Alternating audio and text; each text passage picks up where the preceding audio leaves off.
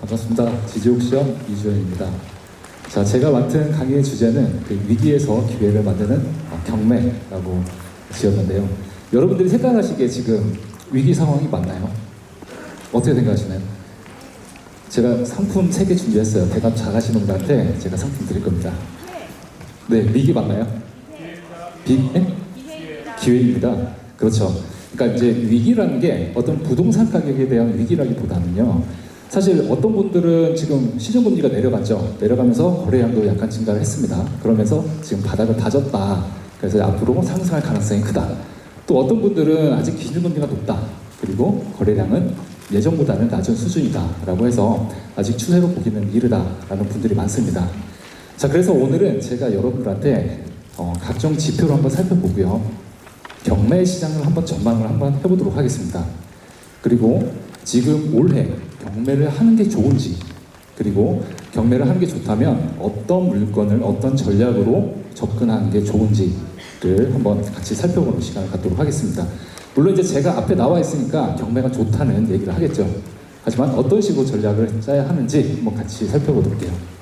자, 그리고 여기 오신 분들 중에서는 뭐 대부분 이제 경매를 많이 하셨을 분들이 오셨을 것 같고요. 근데 오늘 경매가 처음인 분들도 분명히 있을 겁니다. 그래서 제가 본 강의를 하기 전에 약간 에피타이저로 그 어떤 에피타이저가 뭡니까? 그 본 메뉴를 먹기 전에 약간 식욕을 돋구는 그런 음식들을 얘기를 하는 거죠. 그래서 경매에 대한 좀 욕구를 모르시는 분들한테 좀 돋궈보고자 일단 조그마한 주제를 하나 준비를 했습니다. 자, 첫 번째는요. 경매에 대한 인식을 약간 우리가 전환을 해야 한다라고 말씀을 드리고 싶습니다. 자, 왜냐하면 예전에는 간혹 이제 이렇게 생각하시는 분들이 있어요. 아, 경매하면 보통 특정 내가 어떻게 경매를 할 수 있겠어? 보통 꾼들만 하는 거 아니야? 라는 생각을 하고 계시는 분들이 상당히 많은데요. 사실 요즘에 뭐 유튜브나 SNS 이런 컨텐츠를 경매를 많이 다룹니다. 여러분들 쉽게 접근할 수가 있어요. 그리고 저희 지지옥션에서는 경매 정보를 제공하는 것뿐만 아니라 뭐 여러 가지 부가 정보도 같이 정보를 제공하죠. 뭐 권리 분석도 제공하고요. 그다음 예상 배당표, 그다음에 임대 수익률, 심지어는 특수 조건, 어떤 유치권이나 법정지상권 이런 거에 대한 위험성 여부 이런 것들을 다 알려드립니다. 그리고 심지어는 우리가 AI가 낙찰 적정가를 예측도 해줍니다.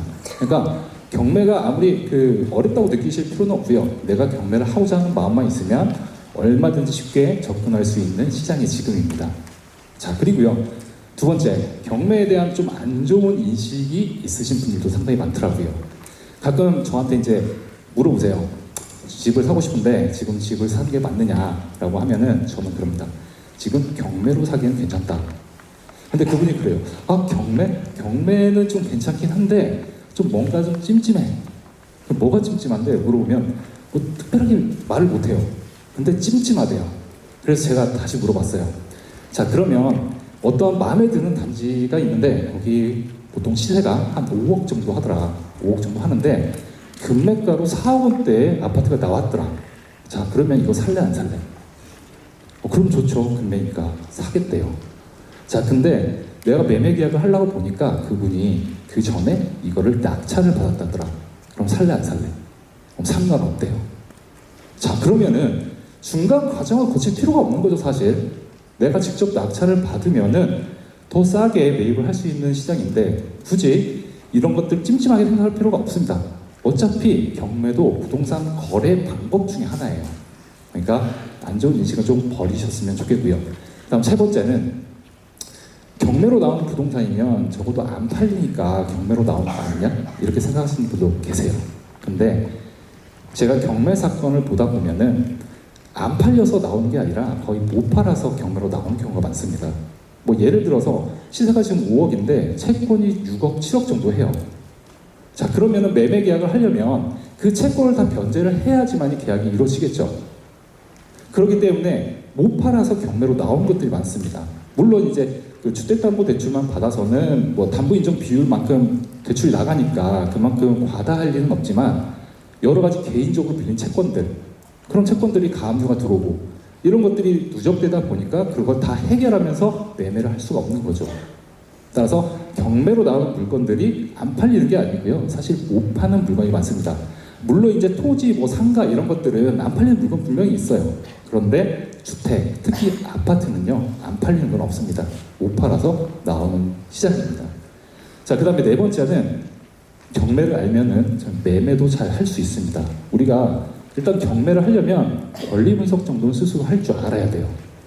권리 분석 하려면 주택임대차 보호법이나 이런 것들도 기본적인 내용은 알고 있어야 합니다. 자, 그리고 현장에 가서 가격도 직접 조사해보고 현장 조사도 하셔야 돼요. 그죠? 자, 이렇게 부동산을 어떻게든 싸게 사려는 사람과 그렇지 않은 사람은요, 부동산을 바라보는 시각부터 틀립니다. 즉 내가 경매를 공부했다고 해서 무조건 경매로 매입하라는 건 아니에요. 경매를 하다 보면은 이 가격이면 좀 적정해 보인다, 금매가가. 그러면 금매로 살 수도 있어요. 그러니까 만약에 지금 부동산을 처음 하시는 분이라면 저는 오히려 경매부터 부동산을 배우라고 하고 싶어요. 왜냐면 권리 분석, 시세 조사 이런 것들 다 할 줄 알아야 하니까. 동의하시나요? 네, 감사합니다. 자, 이렇게 일단 인식을 좀 바꿔봤고요. 자, 그러면은 본격적인 강의가 세 가지를 제가 제안을 드릴 겁니다. 첫 번째는요, 경매 흐름을 보고 추세를 일단 판단해 보겠습니다. 앞으로 경매 시장이 어떻게 될 것인지. 그 다음에 두 번째는 그런 추세를 봤으면은 어떤 가격으로 전략적으로 접근해야 하는지를 한번 보겠습니다. 그리고 세 번째는요, 권리 분석을 활용해서 경쟁률이 떨어지거나 낙찰가율이 낮은 물건을 공략해 보도록 하겠습니다. 자, 이 세 가지를 가지고 제가 강연을 할 텐데요. 자, 첫 번째로 우리가 경매 시장의 흐름을 알기 위해서는 여러분들 뭐 뉴스나 방송, 신문에서 이런 용어들을 보셨을 거예요. 낙찰률, 낙찰가율, 평균 응찰자 수 들어보셨나요? 네, 간단하게 정리만 해드릴게요. 자, 낙찰률이라는 것은 진행 건수 대비 낙찰된 건수를 얘기하는 겁니다. 자, 예를 들어서 이달에 서울에서 경매 10건이 나왔습니다. 그런데 4건이 낙찰이 됐습니다. 그러면 낙찰률은 몇 퍼센트일까요? 네? 어려워요? 40%. 그렇죠. 자, 이게 바로 이제 낙찰률이라고 하는 거고요. 낙찰가율은요, 감정가 대비 얼마의 낙찰이 됐는지의 비율을 얘기합니다. 자, 감정가는 100%죠. 자, 만약에 감정가 10억짜리가 경매로 나왔는데 경매 시장에서 이게 7억 원, 6억 원에 낙찰이 되더라. 그러면 낙찰가율은 얼마인가요? 60% 맞습니다. 자, 이게 바로 이제 낙찰가율이고요. 평균 응찰자 수라는 것은 낙찰 건수 대비해서 응찰자 수가 얼마나 많은지, 자, 이런 것들은 그 매수세가 좀 강한지 아니면 유축되는지 이런 것들을 좀 판단할 수 있는 지표라고 생각합니다. 자, 그런데 제가 이제 그 경매 지표는 약간 부동산 시장의 선행 지표라고 말씀을 드려요. 왜냐하면 경매에 참가하시는 분들은 굉장히 민감합니다. 특히나 기준금리나 금리 이런 것들이 굉장히 민감해요. 자, 그리고요, 두 번째는 경매 시장에서 낙찰 가격은 우리가 즉각적으로 볼 수가 있죠. 하지만 매매 시장에서 거래를 하면은 30일 이내에 실거래 신고를 해야 돼요. 그러면 그 안에 얼마 거래됐는지 사실 알 수가 없어요. 하지만 경매 같은 경우는 즉각적으로 가격을 확인할 수가 있기 때문에 객관적으로 지금 어떻게 흘러가고 있구나를 알 수가 있습니다. 그리고 세 번째는요, 경매 시장에서 실거래가 띄우기, 증여성 거래가 있을 수가 없어요. 자, 실거래가 띄우기가 뭐죠? 허위로 높게 매매 계약을 하고 실거래 신고를 하는 거예요. 그러면 이제 사람들이 호가가 실거래 가격이 이렇게 올라갔으니까 상승장인가 보다 이렇게 생각할 수 있죠. 그리고 나중에 계약을 취소해 버립니다. 자, 이런 것들은 경매에서 있을 수가 없어요. 그러니까 어떤 객관적인 지표를 정확하게 볼 수가 있는 거죠. 물론 이제 다음 달부터 국토교통부 실거래가 공개 시스템에서 등기 여부를 공개를 한다고 합니다. 실거래 계약 내용을 신고해도 그게 등기됐는지 안 됐는지를 알려준답니다. 자, 이거는 여러분들이 어떤 부동산 시장의 흐름을 객관적으로 알 수 있도록 하기 위한 그런 방향이라고 보시면 돼요. 지금 경매는 이미 그렇게 했으니까 객관적으로 이미 우리가 판단할 수가 있는 시장입니다. 자, 그러면은 이런 경매 지표가 부동산 시장 상승장과 하락장에서 어떤 변화가 있는지를 한번 살펴볼게요. 자, 첫 번째는 상승장에서는 일단 매매 시장 거래가 어떻습니까? 활발한가요? 거래가 활발하죠. 거래가 잘 이루어집니다. 자, 그런 시장에서는 경매 물건이 줄어드는 효과가 있어요. 자, 왜냐하면 경매 신청에서 경매로 진입했던 물건들이 매매 시장에서 소화가 가능하기 때문에. 채권자가 오히려 경매로 넘기는 것보다 채무자랑 합의하고 그냥 취하를 시켜요. 자, 이거 그냥 매매 시장에 팔자. 더 높은 가격에 팔 수가 있는 거니까요. 취하율이 증가하면 경매 시장으로 진입하는 신규 유입 건수가 줄어들게 됩니다. 자, 그리고요. 매도 호가가 상승하죠. 아무래도 상승장에서는 매도자 우위 시장입니다. 그럼 매도 호가가 상승하면은 감정 평가 금액이 상대적으로 낮아 보입니다. 그러면 당연히 경매 시장에서는 낙찰가율이 올라가고요. 그 다음에 상승장에서는 매물이 약간 없어지는 효과가 있어요. 사람들이 매도자 우위 시장이기 때문에 매물이 없어집니다. 그러면 내가 원하는 단지가 경매로 나오면요, 매매 시장에서 매매를 할 수 없으니까 오히려 경매 시장에서 더 높겠습니다.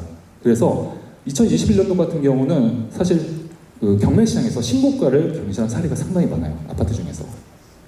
2021년도에 상승장이었잖아요. 그러니까 매물이 없으니까 경매 시장에서 오히려 비싸게 주고 사는 거예요. 자, 그런 효과도 있고요. 그 다음에 보통 1회차에서 낙찰이 많이 되다 보니까 경매 유찰 건수가 감소를 하는 거죠. 그러니까 진행 건수가 한번 유찰되면서 계속 쌓이게 되는 거죠. 유찰이 많을수록. 근데 1회차 때 다 낙찰이 돼버리니까 그 다음 달에 쌓이는 게 없어요. 그 다음에 신규 유입 건수도 지금 줄어들고 있죠. 그럼 신규 유입 건수도 줄어들고 진행 건수도 없어지고 그러다 보니까 낙찰률은 자동적으로 상승할 수밖에 없습니다. 자, 그 다음에 매매 수요가 아무래도 경매 시장으로도 많이 유입을 하기 때문에 평균 응찰자 수도 증가하는 모습을 볼 수가 있고요. 그럼 반대로 하락장에서는 어떤 모습이 있을까요? 좀 반대겠죠? 일단 매매 시장에 매물이 상당히 적체가 됩니다. 그러다 보면은 경매 시장으로 넘어왔던 매물들이 매매 시장에 소화가 안 돼요. 그러면은 당연히 취하율이 낮아집니다. 취하를 안 시키는 거죠. 경매에서 계속 진행을 합니다. 자, 그러다 보면은 신규 유입 건수는 당연히 증가할 수밖에 없어요. 그 다음에 낮은 매도 호가가 형성이 되죠. 매수자가 우위 시장이기 때문에 아무래도 가격이 낮아집니다. 그러면 경매 감정가는 상대적으로 높아 보일 수밖에 없습니다. 그러면 낙찰가율도 낮아지는 효과가 있고요. 그 다음에 2회 내지 3회 정도 계속 유찰이 되다 보니까 누적되는 진행 건수가 많아지죠. 그 다음에 신규 유입되는 건수도 많아지고요. 그럼 진행 물건 자체가 많아지기 때문에 낙찰률은 하락할 수밖에 없습니다. 그리고 매수자 위쪽으로 응찰자 수는 감소를 하고요. 자, 이렇게 각각의 경매 지표가 동시에 다 같이 움직이지는 않습니다. 등락을 이제 각 지표마다 반복을 하긴 하는데 전반적인 흐름을 봤을 때는 우리가 부동산 시장이 어떻게 흘러가고 있구나라는 어떤 가격 풍향계 역할을 하고 있다라고 할 수가 있습니다.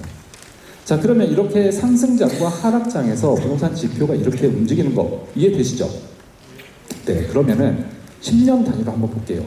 2013년부터 2023년 5월까지 상승장과 하락장을 가면서 경매 지표가 어떻게 변했는지를 한번 살펴보도록 하겠습니다. 자, 일단 2013년부터 2016년까지는 박근혜 정부였죠. 그때는 규제 완화였나요? 규제 강화였나요? 규제를 완화했습니다. 침체기가 계속 됐기 때문에. 자, 규제를 완화한 게 대표적으로 이제 먼저 LTV나 DTI를 완화시켜주죠. 대출을 완화시켜줍니다. 그리고 양도세, 중과세 등을 폐지하면서 전폭적으로 완화를 시켜주죠. 자, 이렇게 규제를 완화하면 거래량이 당연히 증가를 하겠죠. 그러면 매도 호가도 당연히 증가를 합니다. 자, 그러면 그때 시장에서 경매 시장에서는 어땠느냐면요. 자, 2014년 건에는 진행 건수가 4만 건이었어요. 근데 갈수록 앞자리만 봐도 3만 건, 2만 건, 1만 건 이렇게 줄어드는 모습을 볼 수가 있습니다. 자, 이렇게 진행 건수가 줄어들면서 낙찰률도 40% 초반에서 50%까지 상승을 합니다. 그럼 당연히 거래가 잘 되고 매도 호가가 올라가니까 낙찰 가격도 올라가겠죠. 그래서 낙찰가율도 마찬가지로 80% 초반에서 90%까지 상승을 하는 모습을 볼 수가 있습니다. 자, 이게 2016년까지였는데요. 자, 여기서 멈췄으면 딱 좋았어요. 근데 그 상승세가 계속 갔죠. 2017년까지도 계속 갑니다. 자, 그러다 보니까 너무 과열되고 부동산 값이 올라가다 보니까 문재인 정부 들어서는 규제를 강화하기 시작하죠. 첫 번째로 대출을 묶습니다. LTV 40, DTI 40으로 묶어버려요. 자, 그 다음에요. 15억 초과하는 주택에 대해서는 아예 대출을 안 해줍니다. 그리고 양도세를 강화하는 등 취득세를 중과하는 등 각종 규제책을 다 내놓죠. 자, 그렇게 봤을 때 2017년도부터 보면은 2017년도에 이후에 진행 건수가 증가하는 모습이 보입니다. 16,000건에서 22,000건, 3만 건까지 진행을 했고요. 당연히 진행 건수가 증가를 하니까 낙찰률은 줄어들 수밖에 없습니다. 46%에서 30%까지 떨어지는 모습을 볼 수가 있고요. 당연히 거래가 안 되니까 매도 호가는 낮아지고 실거래가도 낮아지겠죠. 그러다 보니까 낙찰가율도 90%에서 80%, 80 중반까지 떨어지는 모습을 볼 수가 있습니다. 자, 근데 이렇게 계속 규제를 하면은 거래 가격이 계속 떨어져야 하는 게 맞는 건데 어찌된 일인지 2020년도부터 다시 반등하는 모습이 보였어요. 자, 2020년도에 90%를 찍었고요. 연간 평균 낙찰가율입니다. 90%를 찍었고 2021년도에는 100%가 넘어갑니다. 평균 낙찰가율이 103.7%를 기록하죠. 자, 그러면 2020년도에는 무슨 일이 있었나요? 자, 규제를 강화하는데 이게 이제 정확하게 연관이 있는지 없는지는 입증되지 않았어요. 하지만 2020년 7월 달에 임대차 3법이 도입이 되죠. 그 중에서 첫 번째가 전월세 상한제, 그리고 계약갱신 요구권이 도입이 됩니다.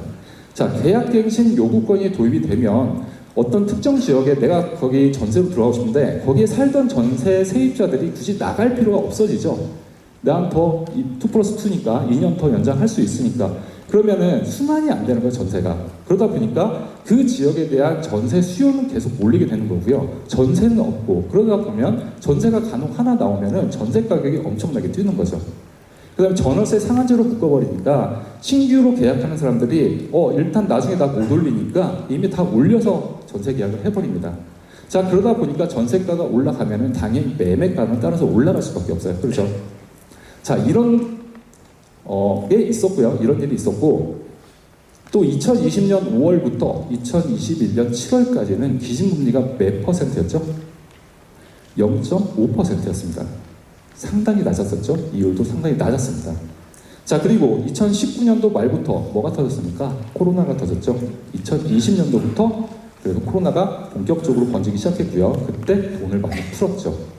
자, 이렇게 세 가지가 임대차 3법, 저금리, 그 다음에 코로나로 인한 돈을 많이 푸는 유동성 이런 것들이 복합적으로 작용하다 보니까 2020년도부터 급격히 상승을 하기 시작했어요. 그게 2021년도까지 가죠. 그래서 2021년도에 다시 진행 건수가 18,000건으로 줄어듭니다. 그리고 낙찰률도 40%에서 50% 후반대까지 올라가요. 그리고 낙찰가율은 103.7% 역대 최고를 찍죠. 자, 이렇게 올라가면 당연히 이제 어떤 규제책을 만들어야겠죠. 근데 이게 급격하게 올라갔던 것이 또 급격하게 하락하기 시작합니다. 2021년 말부터 꺾기 시작했고요. 2022년도부터 본격적으로 떨어지기 시작합니다. 2021년 말부터 기준금리가 올라갔고요. 2022년도에는 빅텍 밟고 상당히 많이 올라갔었죠. 자, 이런 영향으로 낙찰가율이 갑자기 떨어지기 시작합니다. 매매가가 갑자기 떨어지기 시작한다는 거죠. 그러니까 갑자기 올라갔던 것이 또 갑자기 떨어지니까 여러 가지 사회적 문제가 발생을 합니다. 그럴 수밖에 없죠. 자, 그러니까 윤석열 정부가 다시 들어오자마자 바로 규제 완화책을 꺼냅니다. 자, 일단 규제 완화책을 꺼냈을 때 지금 2022년도에는 16,000건이 진행했었고요. 2023년 1월부터 5월까지 제가 집계를 해보니까 현재 진행 건수는 1,170건 정도 나왔어요. 자, 이게 지금 진행 물건은 계속 증가를 하고 있습니다. 자, 2022년도 1월부터 5월까지 동기간 내에 그때에는 몇 건이 진행을 했냐면요. 6,500건이 진행을 했어요. 근데 지금 현재는 10,000건이 넘어갔죠. 이렇게 봤을 때는 제가 예상했을 때는 올해 말까지는 2만 건이 넘어갈 가능성이 큽니다. 자, 그리고 낙찰률도 지금 최저예요. 30%까지 떨어졌습니다. 10건이 경매로 나오면 3건이 낙찰될까 말까 한다는 얘기예요. 그리고 낙찰가율도 지금 75.3%입니다. 10억짜리가 지금 7억 5천에 낙찰이 되고 있다. 그리고 10년 내에 가장 낮은 수치죠. 그렇죠? 자, 그리고 이런 기준금리가 어떤 부동산 가격에 영향을 미치냐에 대해서 상당히 많은 얘기들이 있어요. 기준금리는 매매가 부동산하고 상관이 없다는 사람도 있고요. 기준금리하고 부동산 가격은 상관이 있다, 밀접한 관계가 있다라고 주장하시는 분들도 계시는데 경매 시장에서는 굉장히 밀접합니다. 자, 근데 기준금리하고 그 매매 가격이 관련이 없다라고 하시는 분들은 왜 그랬냐면 이명박 정부 때부터 박근혜 정부 때까지 부동산 침체기였죠. 근데 그 기준금리는 계속 하락을 하고 있었던 시점이에요. 그러니까 기준금리가 하락한다고 해서 매매가가 올라가지 않는다라고 이제 논리를 펼치시는 거고요. 근데 100을 기준으로 하는 우리 낙찰가율은 정확하게 기준금리가 어떻게 변하냐에 따라서 낙찰가율이 동반 상승이다 동반 하락하는 모습을 볼 수가 있습니다. 자, 그리고 2020년도 5월부터 21년도 7월까지요. 이때 기준금리가 0.5%였습니다. 상당히 낮았죠. 그러다 보니까 낙찰가율이 역대 최고치를 한번 찍었었고요. 이때 시절에. 자, 그러면 우리가 이걸 보고 우리는 무슨 생각을 해야 하냐? 자, 현재 시점에서는 이게 어떻게 될 것인가를 판단해 봐야 돼요. 지금 기준금리는 상당히 높은 수준이죠. 근데 낙찰가율은 지금 낮은 수준이긴 한데 이게 앞으로 상승할 것인지 하락할 것인지 아니면 보합으로 갈 것인지를 우리는 판단을 해봐야 합니다. 물론 저와 함께 같이 한번 판단을 해보겠습니다. 자, 이렇게 10년간 상승장과 하락장에 대해서 한번 봤고요. 그러면 우리가 좀 더 자세하게 살펴보기 위해서 2021년도부터 경매시장 아파트 흐름을 한번 구체적으로 한번 살펴볼게요. 자, 일단 2021년도 6월 달에요. 서울 아파트 낙찰가율이 119%를 찍었었습니다. 역대 최고치를 경신을 한번 했죠. 이때 진행했던 건수가 45건이었어요. 네, 45건 중에 단 한 건을 빼고 모두가 다 100%를 넘어서 낙찰이 됐다는 뜻입니다. 그랬었고 실질적으로. 자, 그런데 6월 달에 이렇게 최고치를 찍고 나서 2020년도 710 대책에서 나왔던 6월 달 양도세 중과가 이제 시행이 되기 시작했어요. 자, 양도세 중과가 되면은 일단 단기 양도세율이 상당히 높아졌죠. 1년 미만 주택은 40% 70% 올렸고요. 2년 미만은 몇 퍼센트입니까? 70% 60% 그죠? 자, 이렇게 단기 양도세율을 올렸고요. 그럼 다주택자가 규제 지역 내에서 주택을 매도할 때에는 2주택이면은 20%포인트를 중과를 시켰어요. 그리고 3주택이면 30%포인트를 또 중과를 시켰습니다. 자, 이렇게 양도세를 중과하니까 매매시장에서 어떤 반응이 나타났죠? 겁나서 다 팔아버렸나요? 어떻게 했습니까? 기억 안 나요? 매물을 다 걷어들여 버렸죠. 차라리 파는 것보다는 증여하는 게 낫다라는 인식이 퍼졌습니다. 그럼 매물이 상당히 또 줄어드는 효과가 생겼어요. 그때 당시에. 또 그리고 대책이 어떤 대책이 나왔냐면 7월부터는 규제 지역 내에서 6억 초과 주택에 대해서 DSR 40%를 적용을 했어요. DSR이 뭡니까? 총부채 원리금 상환 비율을 얘기하는 거죠. 내가 주택을 사서 원금과 이자를 갚는 비용이 내 연소득의 40%를 넘으면 안 된다는 뜻이에요. 그게 대출이 강화된 겁니다. 자, 그러면은 서울에서 6억 이하의 주택이 많았을까요? 이때? 거의 없었어요.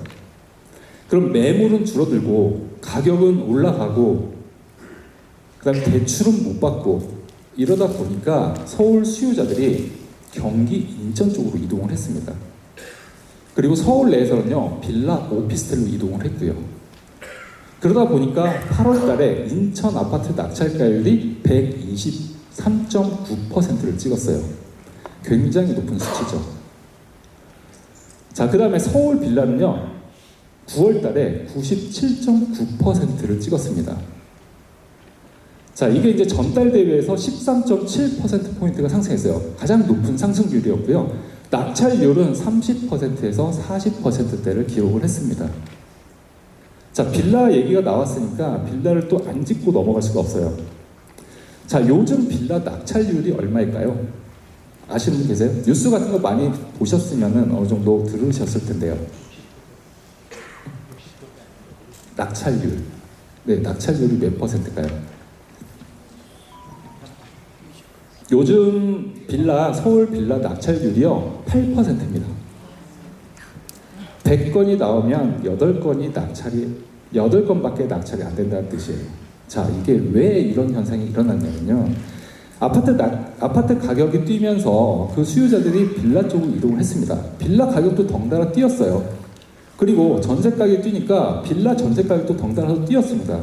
근데 빌라는요, 적정 전세 가격이 얼마인지를 몰라요. 그러다 보니까 그 사람들이 매매 시세 대비해서 90%, 100%를 전세가로 측정을 해버렸어요. 빌라 시장에서. 그렇게 전세 계약을 했어요.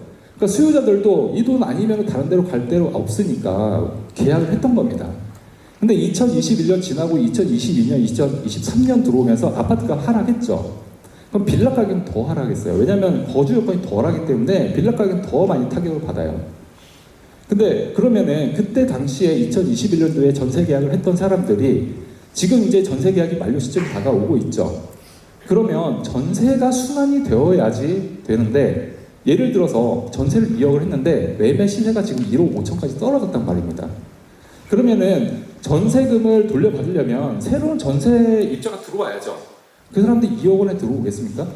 안 들어오죠. 그러니까 전세금을 또 못 돌려받는 거예요. 빌라 전세 세입자들이. 그러면 어떻게 해결해야 합니까? 결론은 경매 신청할 수밖에 없어요. 그래서 빌라 경매 신청 건수가 많이 늘어나고 있습니다. 근데 그게 경매 시장으로 넘어오면은 그게 누군가 또 낙찰을 받아줘야 돼요. 근데 이분들이 거의 선순위 세입자들입니다. 왜냐면 등기부 등본에 아무것도 없어야지 전세가를 90%를 받을 수 있을 거 아니에요. 전세가를. 그러니까 선순위는 선순위예요. 근데 경매를 신청하고 보니까 이게 지금 보증금 2억 원인데 1억 5천만 원까지 떨어졌다는 얘기죠. 빌라 가격이. 그럼 누군가 낙찰을 받으면 세입자가 못 받는 보증금 돌려줘야죠. 그죠? 그러면 그거를 누가 사겠냐고요. 결론은 2억 주고 사야 하는 거예요. 1억 5천에 낙찰을 받고 5천만 원 세입자 돌려줘야 하는 거잖아요. 그러니까 2억 주고 사야 하는 거예요. 그러니까 전세가가 더 높아버리니까 이걸 낙찰받는 사람이 없는 겁니다, 현재. 그러다 보니까 낙찰률이 계속 떨어지고 있는 거예요. 대표적으로 그래서 지금 빌라왕 사건이 나오는 거고 전세 사기 사건이 나오는 거예요. 자, 그리고 뭐 이 얘기를 할까 말까 했는데 얼마 전에 제가 뉴스를 봤는데 어떤 업체에서 그 통계를 제공했더라고요. 통계를 제공하면서 화곡동 빌라가 낙찰가율이 10%포인트 증가했다. 즉 화곡동 빌라가 지금 매수세를 회복했다. 이런 자료가 나왔더라고요. 그 말이 됩니까? 지금 화곡동 빌라는 빌라왕의 주 무대였고요. 지금 그거를 낙찰 받으시는 분들이 대부분 이게 지금 해결이 안 되니까 세입자들이 낙찰을 받는 거예요.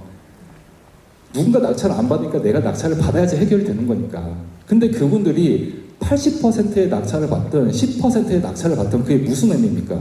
결론은 2억 자기 보증 주고 사는 건데. 그러니까 지금 서울 빌라는요, 낙찰가율이 의미가 없어요.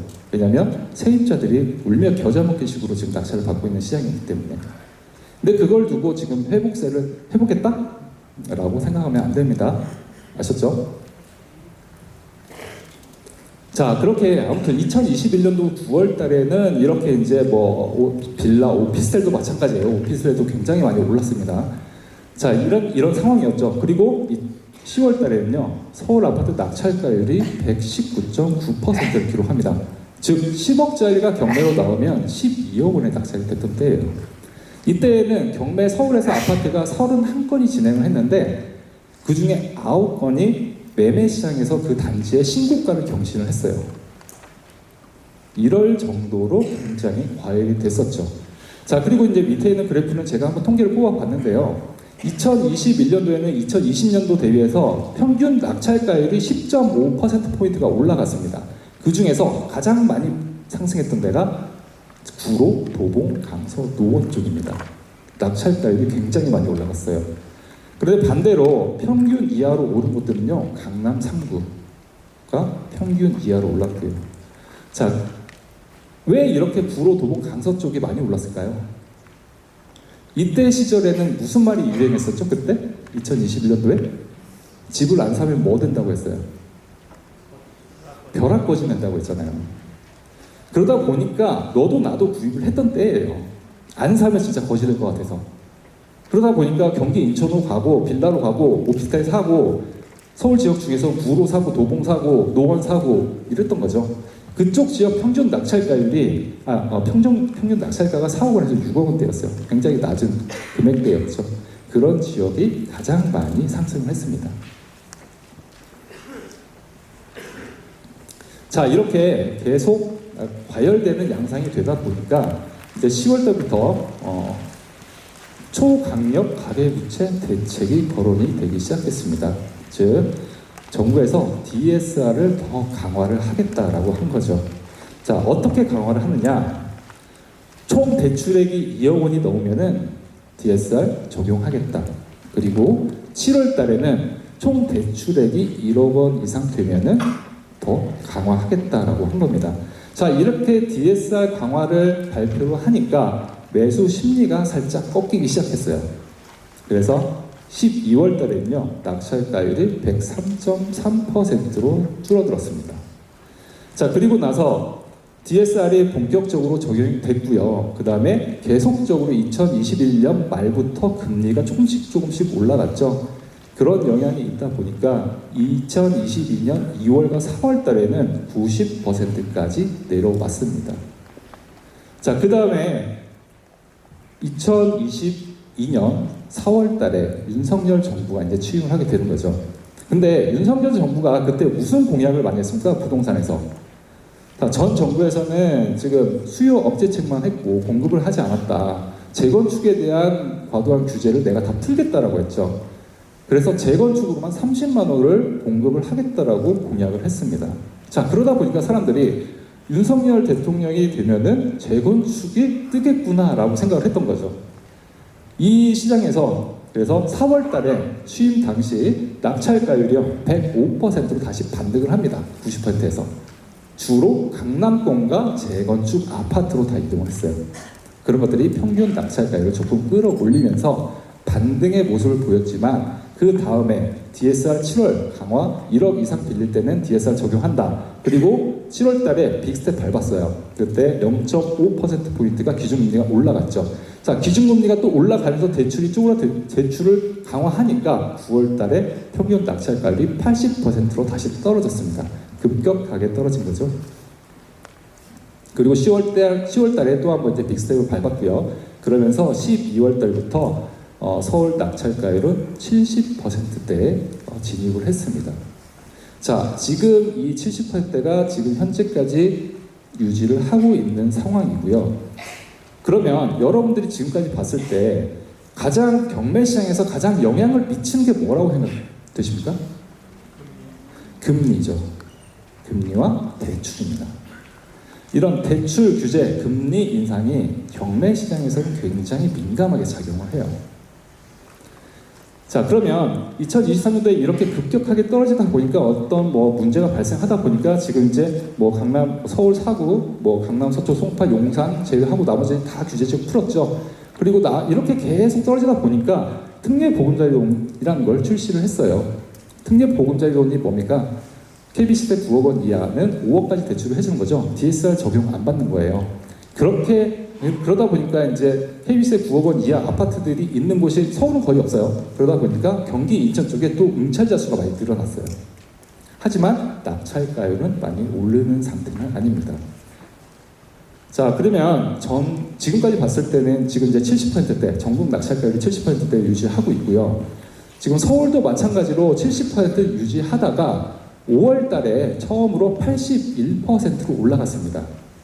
자, 그거를 두고 또 이거를 그러면 서울 아파트 낙찰가율이 70%또 유지하다가 80% 올라갔으니까 또 상승장 아니냐라고 생각하실 수 있겠죠. 하지만 제가 분석을 해본 결과 이거는 상승장은 아니고요. 80%까지 올라간 이유가 강남권이 이끌었기 때문입니다. 자, 강남권 아파트는요, 지금 평균 아파트 낙찰가율이 90%에 가까워요. 근데 비강남권은 아직 70%대를 유지를 하고 있습니다. 그럼 강남권은 왜 또 이렇게 낙찰가율이 높냐? 강남 아파트 시장의 특징을 한번 살펴볼게요. 일단 강남권 아파트는요, 경매로 나오는 그 물건들을 분석을 해보면 주택담보대출을 갚지 못해서 나오는 거는 거의 없습니다. 대부분 사업이 망해서 나온 게 많아요. 사업을 하다가 망하니까 그 채권이 주택으로 온 거죠. 그러니까 그 주택에 여러 가지 가압류가 걸리게 되는 거고, 그런 아파트가 이제 경매 시장으로 나오고 있는 시장이고요. 그다음에 강남권 아파트 같은 경우는 지금 올 3월 달부터 규제 지역 내에 있는 아파트라도 초고가 아파트라도 대출 규제를 완화를 했죠. 그러다 보니까 지금 응찰자 수가 좀 늘어나고 있습니다. 그러니까 강남 아파트가 지금 강세를 보이고 있고, 그리고 특히 토지거래 허가 구역 내에 있는 아파트는요, 낙찰가율이 상당히 높습니다. 자, 토지거래 허가 구역 내에 있는 아파트를 우리가 거래할 때 어떤 의무가 따르나요? 토지거래 허가 구역이 뭡니까? 집가가 급등하거나 급등할 우려가 있는 지역. 그런 지역에 있는 아파트를 거래할 때는요, 토지거래 허가를 받아야 하는 거고요. 그 사람이 2년간 실거주 의무가 있습니다. 그런데 경매로 낙찰을 받으면요, 토지거래 허가 의무가 없어요. 그리고 그렇다 보니까 실거주 의무도 없는 겁니다. 실거주 의무가 없다는 것은 바로 다시 임대를 놔도 괜찮다는 얘기예요. 자, 이런 것들을 노리는 세력들이 있어서 계속 강남권은 낙찰가율이 상당히 높습니다. 대표적인 그럼 앞으로도 어떻게 될까요? 강남권은 계속 낙찰가율이 높을 수밖에 없어요. 지금 토지거래 허가구역도 지금 연장을 했죠. 잠실역 삼청대, 잠실동, 삼청동, 삼성동, 청담동, 대치동. 원래 이번 6월까지였잖아요. 1년 더 연장했어요. 토지거래 허가구역. 그럼 경매시장에서 계속 인기가 있을 수밖에 없어요. 그 구역 내에 나오는 아파트는. 그리고 또 어디가 있습니까?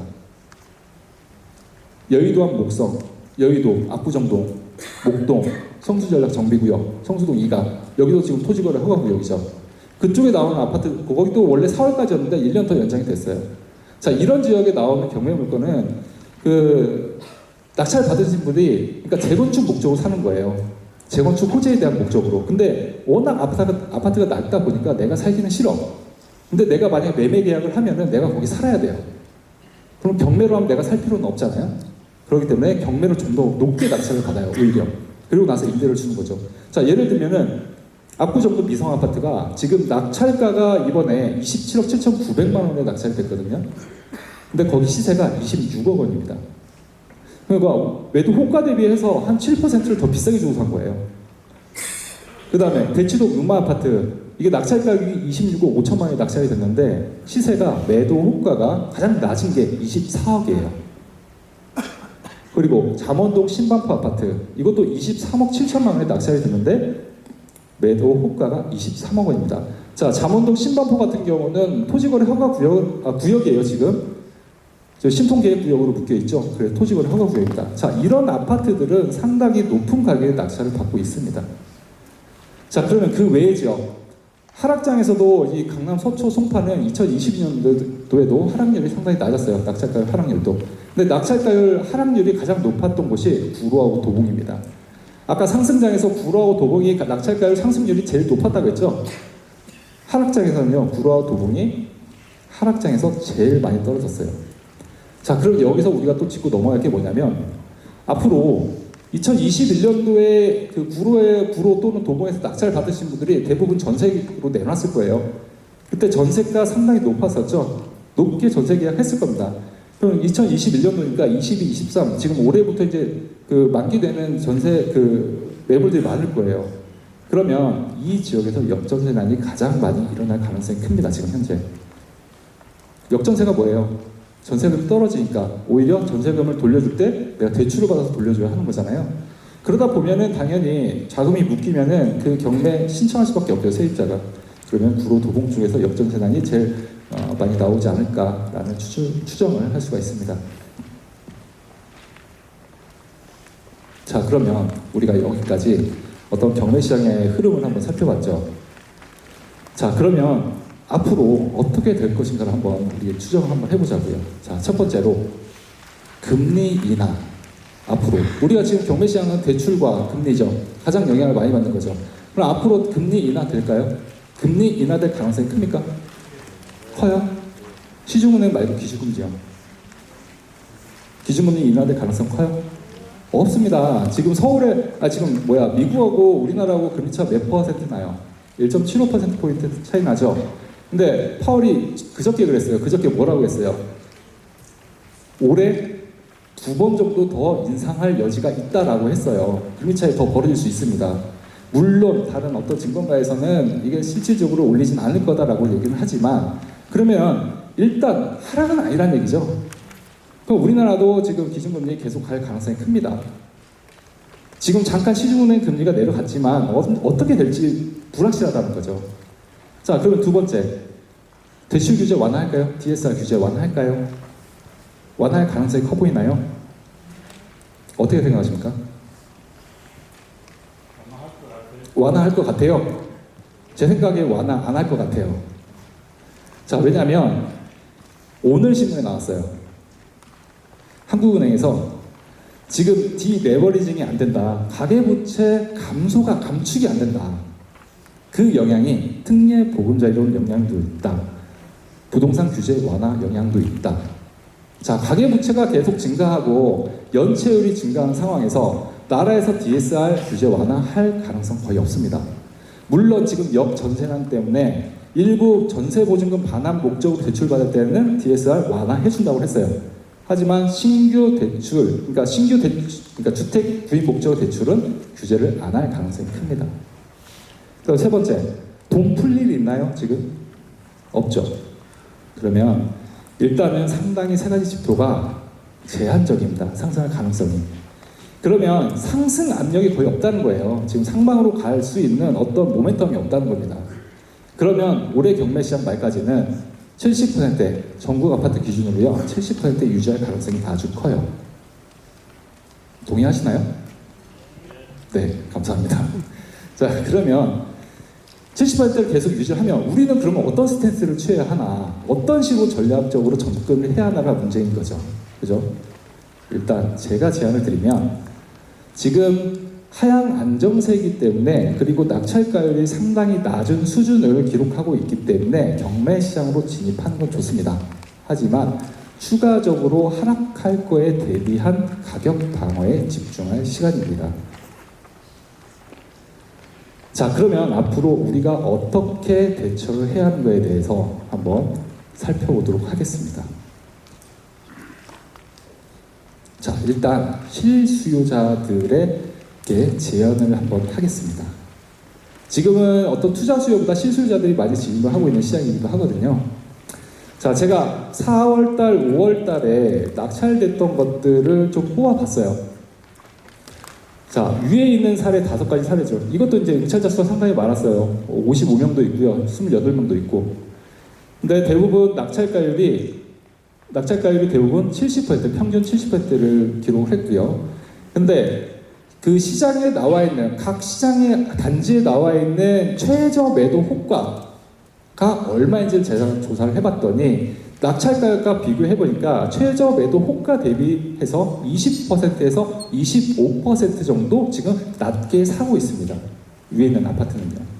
그리고 아래에 있는 아파트를 보니까 이것도 마찬가지로 낙찰가율은 지금 평균 70%대예요. 이것도 응찰자 수가 상당히 많았습니다. 10명, 20명, 19명. 자, 이런 것들이 시장에 나와 있는 매도 호가, 최저 매도 호가랑 비교를 해보니까 보통 10%에서 15% 정도 낮게 낙찰이 되고 있습니다. 자, 그럼 여기서 위에 있는 아파트와 아래에 있는 아파트의 차이점이 뭘까요? 20에서 25% 싸게 사는 아파트와 10%에서 15% 정도 싸게 사는 아파트의 차이가 뭐가 보입니까? 땡. 네, 누구십니까? 맞습니다. 전용 면적. 제가 일단 선물 하나 드릴게요. 자, 면적이 잘 보시면요, 위에 있는 아파트는 다 85제곱미터 초과의 중대형 아파트입니다. 그리고 아래에 있는 아파트를 보면은 85제곱미터 이하 중소형 아파트입니다. 그러니까 지금 경매시장에서는 중대형 아파트가 오히려 매매 호가 대비해서 굉장히 20%에서 25% 정도 싸게 사고 있다라는 거고요. 중소형 아파트는 그보다 덜하다. 10에서 15% 정도 싸게 사고 있습니다. 자, 그러면 우리가 지금 이 하락장에서 가격 하락을 방어한다면 어떤 거 사야 돼요? 네, 어떤 거 사야 돼요? 중대형 아파트 사야 돼요. 물론 중대형 아파트 사서 떨어지면 네가 책임질 거냐? 책임은 안 지죠, 제가. 하지만 어떤 근거는 제시할 수 있습니다. 자, 이게 한국 부동산 서울 아파트 규모별 매매 가격 지수입니다. 자, 매매 가격 지수라는 것은 평균 매매 가격의 변화를 측정하는 지수를 말하는 겁니다. 자, 2021년도 아파트가 상승장의 매매 가격 지수가 어떻게 변했는지 한번 볼까요? 자, 위에 있는 검정 선이 중소형 아파트고요. 아래에 있는 파란 선, 빨간 선이 중대형 아파트입니다. 자, 2021년도 상승장에 보면은 중소형 아파트가 매매 가격 상승을 주도하고 있죠. 중대형 아파트가 차이가 1.4포인트가 최대로 났어요. 그러면서 2021년도 말 정도 들어가니까 약간 그 격차가 줄어드는 모습을 볼 수 있습니다. 자, 아무튼 이때는 중소형 아파트가 상승을 견인했죠. 자, 그러면 2022년도 하락장에서는 어떻게 되냐? 자, 2022년도 8월달, 9월달에 인버스 현상이 나오죠. 역전 현상이 나옵니다. 오히려 중소형 아파트가 더 떨어지고 있고요. 중대형 아파트는 그대로 유지하는 모습을 볼 수가 있어요. 그래서 2021년도 10월달에는 격차가 어떻게 되느냐? 오히려 중소형 아파트가 중대형 아파트보다 5.4포인트가 낮아져 버렸어요. 즉, 상승을 주도했던 중소형 아파트가 하락장에서는 더 빨리 하락하고 있다는 얘기입니다. 그럼 2023년도에는 어떨까요? 자, 2023년도를 보니까 지금 5월달까지예요. 5월달까지 중대형 아파트는 완만하게 쭉 가격을 그대로 유지하고 있죠. 근데 중소형 아파트는 계속 하락하고 있습니다. 최대 지금 8.5포인트가 차이 납니다. 그러니까 지금 내가 중소형 아파트 살고 있는데 중대형 아파트로 갈아타고 싶다. 매매 시장에서 내가 갈아타고 싶다면 더 어려워졌어요. 지금 갈아타기가. 오히려 상승장에서 갈아타기가 더 쉬웠다는 얘기예요. 지금 중소형에서 대형으로 갈아타기 힘든 시장이에요. 근데 내가 갈아타고 싶다. 그럼 어디를 찾으면 돼요? 어디 찾으면 돼요? 지지 옥션. 그렇죠. 선물 하나 드릴게요. 지지 옥션 찾으면 됩니다. 지지 옥션 들어오셔가지고 경매물고 검색해보세요. 그리고 자기가 여건이 된다는 가정하에죠. 내가 중대형 아파트가 필요하다. 그리고 가격적으로 여건이 된다라고 했을 때는 중대형 아파트를 공략하는 게 지금 시장에서는 더 낫다는 얘기입니다. 가격 하방 압력을 낮출 수가 있다는 얘기입니다. 자, 경기도 아파트도 제가 사례를 몇 개 했는데 이것도 마찬가지예요. 응찰자 수가 50명, 50명, 60명까지 이제 올라갔는데 이것도 마찬가지로 중대형 아파트는요. 지금 매도 호가 대비 13%, 16% 정도 차이가 나고요. 그 다음에 소형 평수는 매도 호가 대비 8%, 3%, 4% 이렇게 차이가 납니다. 물론 이제 경기나 인천 같은 경우는 매매 가격이 더 낮다 보니까 특례 보금자리를 더 활용할 수 있는 아파트이기 때문에 이렇게 차이가 별로 안 날 수는 있습니다. 네, 서울과 약간 다른 점이죠. 자, 인천 아파트는 지금 저가 아파트가 계속 강세를 유지하고 있고요. 자, 그러면 정리해보면 일단 우리는 85제곱미터 이거 없어요. 제가 그냥 정리한 거예요. 85제곱미터 아파트를 공략해야 합니다. 하방 압력이 낮기 때문에. 그 다음에 중대형 아파트 매매 호가 대비해서 실제 낙찰가율이 더 낮습니다. 20%에서 15% 정도. 근데 지금은요, 여러분들이 서울 중소형 아파트 조심해야 할 때입니다. 자, 지금 그러니까 중소형 아파트 같은 경우는 지금 우리가 지금 정책 금융 상품이 뭐가 특례 보금자리론이 있죠. 자, 특례 보금자리론이 언제까지입니까? 계속 하는 거 아니에요. 올해 말까지예요. 그게 한시적이에요. 특례 보금자리론. 한시적인데 지금 제가 알기로는 그 예산이 40조 원이었는데 지금 한 80% 정도 소진이 됐다고 해요. 자, 그러면 앞으로 소형 아파트 특례 보금자리론을 이용할 수 있는 아파트에 대해서 수요 몰릴 가능성 큽니다. 그걸 이용하기 위해서. 오히려 여러분들이 중소형 아파트 접근할 때 특히 경매 시장에서 마찬가지고요. 오히려 그거 이용하려는 수요가 있기 때문에 오버슈팅 나올 수 있어요. 실가치보다 더 높게 낙찰될 수 있어요. 그러니까 여러분들은 적정선을 내가 가치를 판단해서 적정선을 유지를 하셔야 합니다. 그리고 매매 시장에서 지금 거래량 많이 늘어나가고 있다고 하는데 올해 말까지는 거래량 늘어날 가능성이 큽니다. 특례 보금자리 때문에. 거래량 막 늘어난다고 해서 아파트가 반등했구나 이렇게 판단하시면 안 된다는 거예요. 지금은. 내년에 어떻게 될지 몰라요. 또. 아셨죠? 자, 그 다음에 경기 인천대 4, 5분대 아파트는 보통 이제 5%에서 8% 정도 낮게 낙찰이 되더라라는 게 입니다. 자, 시간이 좀 몇 시까지인가요 혹시? 그냥 계속 할게요. 계속 해도 되죠? 네. 자, 그 다음에 이거는 이제 실수요자를 위한 제가 이제 제안을 드린 거고요. 자, 그러면 투자자는 어떻게 접근하는 게 좋은지를 한번 살펴볼게요. 일단 투자자는요, 선순위 임차인 있는 물건, 선순위 전세권 있는 물건 공략해도 좋습니다. 자, 선순위 임차인 대항력 있다는 뜻이죠. 대항력이 뭐입니까? 말소 기준보다 먼저 전입한 사람 대항력 있는 임차인이라고 하는 거죠. 근데 그 사람이 보증금 다 돌려받지 못하면 그 돌려받지 못하는 보증금 낙찰자가 물어줘야죠. 리스크가 있는 물건이죠. 선순위 전세권도 마찬가지고요. 선순위 전세권자가 경매 신청하거나 배당 요구 신청 안 했으면 낙찰자가 인수해야 합니다. 그렇죠? 그것도 리스크 있는 물건이에요. 근데 왜 리스크 있는 물건을 봐야 하느냐는 바로 알려드릴게요.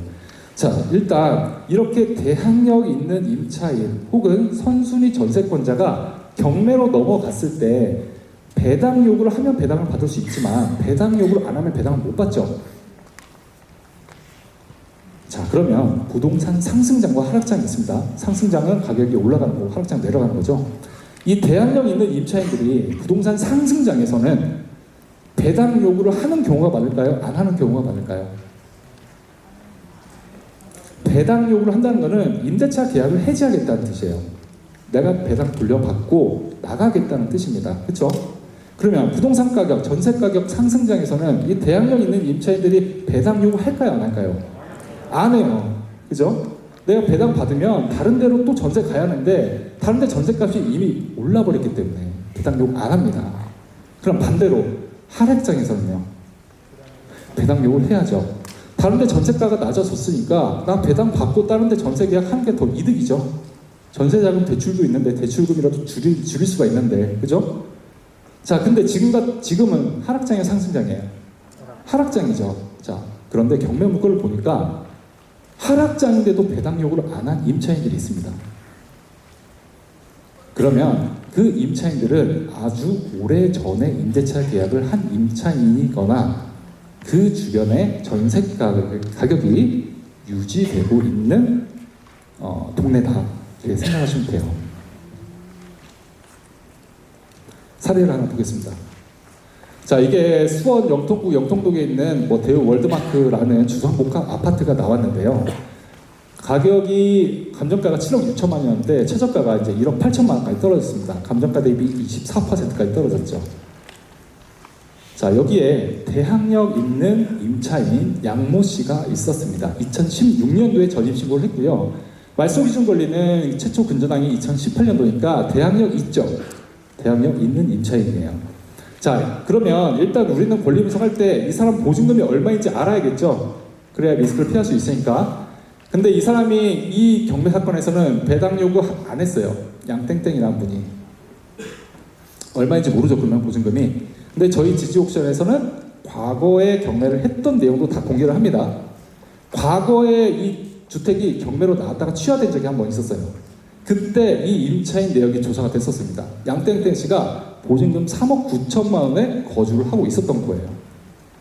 자, 그런데 그러면은 이걸 낙찰 받으면 지금 이번 경매 절차에서 이 사람이 배당 요구 안 했으니까 여기 낙찰 받은 사람은 3억 9천만 원 인수해야 하는 거죠. 맞죠? 근데 이런 권리 분석 못 해가지고 지금 두 명이나 또 경쟁력은 당연히 떨어져요. 이게 나중에 설명드리고, 자, 이 사람들 어떤 분들이 2억 9,500만 원의 낙찰을 받았었어요, 한 번. 그럼 3억 9천만 원 인수해야죠. 그러니까 결국은 이 대금 납부를 포기했습니다. 자, 그리고 나서 계속 그 다음에 어떤 분이 2억 2,880만 원의 낙찰을 받았어요. 자, 그러면 지금 이 사람은 얼마의 수익을 났는지 한번 볼까요? 자, 낙찰 금액이 2억 2,080만 원이고요. 지금 인수 보증 금액은 3억 9천만 원이죠. 자, 그러면 낙찰 금액과 인수 보증 금액 합하면 이 사람은 얼마에 매입한 겁니까? 6억 1천만 원에 매입을 한 거예요. 자, 근데 제가 여기 단지에 나와 있는 최저 매도 호가 시세를 봤더니 매도 호가는 지금 7억 정도 합니다. 그리고 전세 가격은 5억 정도 하고요. 자, 그러면 계산해 보면은 이분이 2억 2천만 원의 낙찰을 받았는데 매도 호가 대비 보면은 약 13% 정도 싸게 낙찰을 받은 거예요. 자, 그러면 이분이 앞으로 해야 할 일은 뭐예요? 명도 해야 돼요? 명도 할 수 있어요? 이분이 배당 요구 안 했잖아요. 세입자가.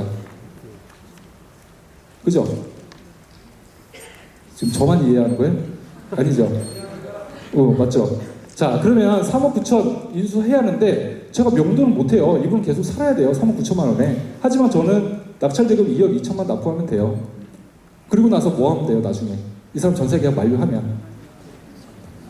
새로운 전세 받으면 되는 거죠. 새로운 전세 얼마 받으면 될까요? 5억은 좀 너무하고 낙찰 받는 거니까 좀 줄여주죠. 4억 9천으로. 자, 아무튼 그러면 내가 낙찰받은 금액에서 1억 정도가 줄어들죠. 1억 2천만 원 정도 되는 거죠. 투자 금액이. 그리고 시세 대비해서는 약 13% 정도 싸게 산 겁니다. 자, 이런 물건은 실수요자가 들어올 수 있습니까? 실수요자는 못 들어와요. 왜냐하면 거주를 못하니까. 그러니까 경쟁률을 줄어들 수밖에 없습니다. 그러니까 오히려 지금 경매시장에서 내가 아까는 실거주자 입장에서 이런 전략으로 접근하라고 했던 거고요. 실수요자가 아니라면 전략적으로 이렇게 접근을 하시라는 얘기예요. 다른 사례 이건 없습니다. 제가 이게 그저께까지 계속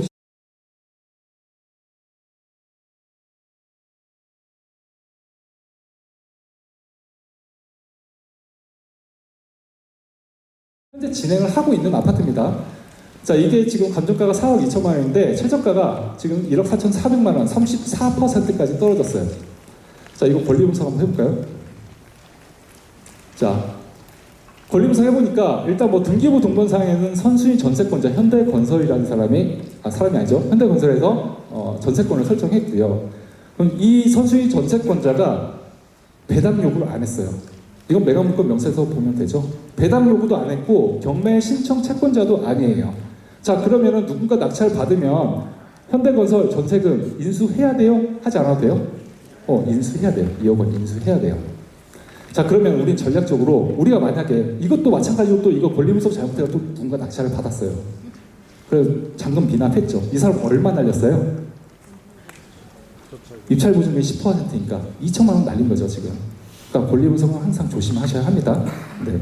그럼 일단 우리가 이거를 접근할 때 어떤 방식으로 접근하는지를 한번 시뮬레이션 한번 해보자고요. 자, 일단 낙찰 금액은 미지수죠. 인수할 금액이니까. 자, 그리고 인수할 보증금이 지금 2억 정도 돼요. 그럼 내가 최종 매입 가격은 인수할 보증금 2억 원에다가 내가 쓰는 금액이겠죠. 자, 그게 최종 인수하는 최종 금액이고요. 근데 여기 나와 있는 그 매도 호가나 이런 것들 살펴보니까 현재 매매 시세가 3억 3천만 원입니다. 그리고 전세 가격은 같은 동 기준으로 해서 2억 4천만 원 정도 하고 있고요. 전세 가격 더 높죠, 지금. 현대건설 2억에 있던 것보다는. 자, 그러면 내가 얼마의 낙찰을 받아야 할지 한번 계산을 해볼게요. 자, 최대 내가 한 10% 정도, 매도 호가 대비 10% 정도 싸게 사겠다라고 하면은 당연히 3억 원에 매입을 해야겠죠. 그럼 3억 원에 매입을 하게 된다는 것은 임차 보증금 내가 인수할 금액 2억 원을 빼야 합니다. 그러면은 낙찰 가격은 1억 원의 낙찰을 받아야 돼요. 만약에 이 아파트를 내가 1억 원에 낙찰을 받으면 최소 10% 정도 싸게 사는 거죠. 그리고 만약에 현대건설하고 임대차 계약 끝나고 전세 계약 종료되면은 저는 4천만 원 정도를 더 높여서 전세금을 줄 수가 있습니다. 그럼 내 투자 금액은 더 줄어들 수가 있는 거죠. 자, 그 다음에 뭐 내가 한 5% 정도만 차이를 얻겠다, 뭐 15% 정도 차이가 얻겠다에 따라서 이렇게 전략적으로 금액을 산정을 하시면 돼요. 뭐 15% 정도 보려면 8,500만 원 정도의 낙찰을 받아야겠죠. 그러면은 지금 최저가가 1억 4,400만 원이니까 조금 더 기다리셔야 합니다. 자, 이렇게 경매 물건들을 보고 권리 분석도 해보고 전략도 나름 세우면서 접근하시면 되겠습니다. 자, 그 다음에 일단 실수요자는 못 들어오기 때문에 경쟁률이 줄어드는 그런 물건을 공략하는 방법을 봤고요. 자, 이번에도 마찬가지예요. 실수요자들이 들어오지 못하는 물건, 바로 지분 경매입니다. 지분 경매가 뭐죠? 자, 보통 우리가 이제 공동 명의로 많이 사죠. 아파트 부부가 공동 명의로 살 수가 있고, 아니면은 지금 상속을 받아서 소유자가 여러 명일 수 있어요, 공동으로. 자, 그런데 그 어느 한 명에 대한 채권이 있어요, 제가. 근데 그 채권을 행사하려면 그 부동산 A하고 B가 있는데 제가 B에게만 채권이 있어요. 그럼 저는 이 부동산 전체를 다 경매 신청할 수 있을까요? 없어요. 저는 A에 대해서 채권이 없기 때문에, B에 대한 채권만 있기 때문에. 그러면 저는 B가 가지고 있는 지분에만 경매를 신청할 수가 있습니다. 그렇게 나오는 게 바로 경매시장에서 지분 경매라고 하는 겁니다. 자, 그런데 이런 지분 경매들은요, 평균적으로 낙찰가율이 매우 떨어집니다. 제가 그 2023년 전국 아파트 기준으로 지분 경매와 지분 경매 아닌 것들을 낙찰가율을 한번 이렇게 추출을 해봤거든요. 평균적으로 그냥 일반 아파트는 70%대 계속 유지를 하고 있는데요. 지분 경매 같은 경우는 60%, 70%대 이렇게 보다 낮아요. 자, 이렇게 낮은 이유는 뭘까요? 아까 말씀드렸듯이 실수요자는 일단 들어올 수 없고요. 그 다음에 해결 과정이 조금 난해합니다. 그렇기 때문에 아무래도 낙찰가율도 줄어들고 평균 응찰자 수도 줄어드는 그런 물건이죠. 자, 여기서 그러면 퀴즈 하나 넣을까요? B는 남자가 많을까요? 여자가 많을까요? 남자가 훨씬 많습니다. 공식적인 통계는 아닙니다. 제 생각이고요. 자, 그러면 서울 수도권에 있는 지분 경매하고 지방에 있는 지분 경매하고 낙찰가율이 상대적으로 어디가 더 높을까요? 서울이 더 높을까요? 지방이 더 높아요. 왜냐면 지방은 더 싸기 때문에. 지분 경매로 나오면 사실 금액대가 뭐 1억도 안 되는 것들이 상당히 많아요. 그런 것들을 이렇게 해결하면서 차익을 얻기 위해서 이제 사람들이 들어가는 경우도 많죠. 근데 서울이 오히려 금액대가 크다 보니까 평균적인 낙찰가율은 지방보다 더 낮습니다. 자, 그러면 우리가 이런 지분으로 나온 경매 물건들을 낙찰을 받으면 어떻게 해결하는지 한번 보시면은, 제가 만약에 2분의 1, 아까 B 지분을 낙찰을 받았어요. 그러면은 저는 A한테 일단 뭘 제안할 수 있을까요? 그렇죠. 내 지분 사라. 근데 당연히 싸게는 안 팔겠죠? 비싸게 팔겠죠? 그러면 A가 살까요? 안 사죠. 그러면 또 다른 제안 뭘 할 수 있을까요? 그렇죠. 어떻게 잘하세요? 갑자기 제가 할 맛이 뚝 떨어지는데. 자, 그러면 네 지분 나한테 싸게 팔아라. 그럼 그분도 싸게 안 팔겠죠. 자, 그러면 다른 제안. 이거 부동산 그냥 다 같이 팔아서 나눠 갖자. 근데 그 사람이 갈 데가 없어요. 그럼 그 사람은 당연히 합의 안 합니다. 자, 그러면 저는 이제 법원에다가 이렇게 얘기하는 거예요. 이렇게 많은 노력을 했다. 이분과 이런 합의를 보기 위해서 이렇게 많은 노력을 했지만 해결이 안 된다. 그럼 법원에서 판단해 달라라고 하는 공유물 분할 청구 소송을 할 수가 있습니다. 자, 공유물 분할 청구 소송을 하면은요, 법원에서는 세 가지 판결 중에 하나를 내려요. 자, 첫 번째는 현물 분할 판결. 즉, 이거를 반절 뚝 잘라서 너 여기 갖고 여기 가자. 근데 주택, 아파트를 그렇게 할 수 있습니까? 못하죠. 그래서 그런 판결은 안 나와요. 두 번째는 가격 배상 판결. 자, 그러면 네가 얘한테 얼마 주고 합의 봐. 그럼 지금까지 합의가 안 됐는데 사실 그거 안 받아들여져요. 그러니까 그런 판결도 안 나옵니다.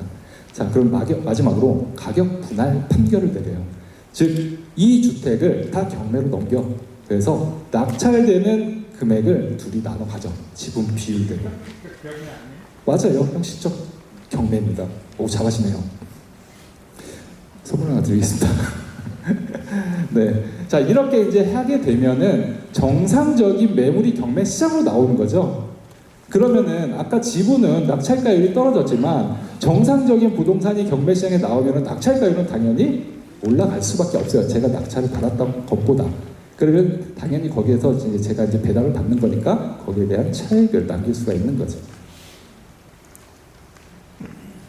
저 시간 계속해도 되는 거예요? 네, 네? 하세요? 끝났어요, 근데. 자, 그런데 그럼 마지막으로 사례 하나 보고, 자, 이것도 지금 양천구 신정동에 있는 목동 신시가지 아파트인데요. 이게 경매로 낙찰이 됐어요. 근데 목동 신시가지 지금 안전진단 통과했죠. 핫합니다. 근데 이제 이게 2분의 1 지분이 나왔는데, 자, 이 사람이 어떻게 이제 얼마만큼 수익을 받는지 한번 살펴볼게요. 자, 일단 유찰은 계속 돼가지고 뭐 3억 6,400만 원까지, 감정 가격은 7억 1천만 원이었는데 떨어졌어요. 근데 여기 이제 11명이 몰려서 낙찰가율은 60%를 기록을 했습니다. 그래서 4억 3,500만 원의 낙찰을 받았죠. 자, 평균적으로 이제 여기 감정가는 이렇게 낙찰가로 나와 있고요. 매도 호가가 정상적인 매도 호가, 이 아파트에서 정상적인 매도 호가가 지금 11억 4천만 원 정도 하고요. 그러면 여기서 반절 뚝 잘라서 생각해 보면은 약 추정되는 2분의 1 가격은 한 5억 7천만 원 정도 합니다. 그럼 이 사람이 낙찰받은 가격이 4억 3,500만 원이니까 보통 이제 매도 호가 차익 대비하면은 한 23% 정도 싸게 샀다라고 볼 수가 있고요. 자, 이 사람이 그러면은 나중에 여러 가지 절차를 거치다 보면은 길게는 1년 이상 걸릴 수 있어요. 그러면은 그 기간이 가면서 이게 지금 재건축 호재가 있기 때문에 가치는 더 상승할 가능성이 크죠. 그리고 공유물 분할 청구 소송에서 만약에 이게 경매로 나온다고 하면은 재건축 이슈 때문에 목동 그리고 토지거래 허가 구역이잖아요. 그렇기 때문에 더 높게 낙찰될 가능성이 큽니다. 그러면은 그만큼 많은 차익을 받을 수가 있겠죠. 자, 어떻게 도움이 많이 되셨나요? 네, 강의는 여기까지 하고요. 또 앞으로 더 건강한 투자 하시길 바라겠습니다. 감사합니다.